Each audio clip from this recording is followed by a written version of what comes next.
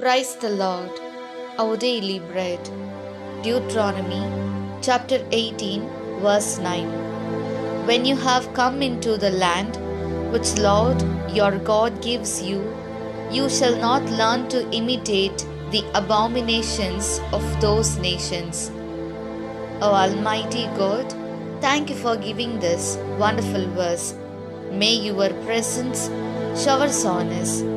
O Lord, we, your people, live in different places and in different circumstances, running for our livelihood and our wages.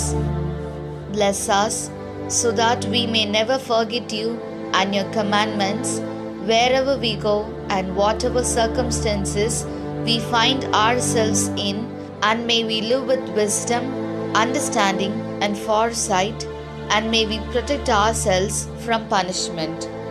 We ask this in the name of Jesus Christ. Amen. அன்றாட உணவு. இணைச்சட்டம் அதிகாரம் 18 இறை வார்த்தை 9.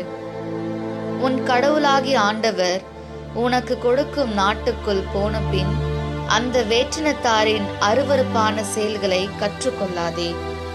அன்பின் தகப்பனே, இன்றைய நாளிலே இந்த இறை மன்னாவை கொடுத்ததற்காக நன்றி ஆண்டவரே. இறைவா, உமது மக்களாகிய நாங்கள் வெவ்வேறு இடங்களிலும் வெவ்வேறு சூழ்நிலைகளிலும் வாழ்ந்து பிழைப்பிற்காகவும் ஊதியத்திற்காகவும் ஓடிக்கொண்டிருக்கின்றோம்.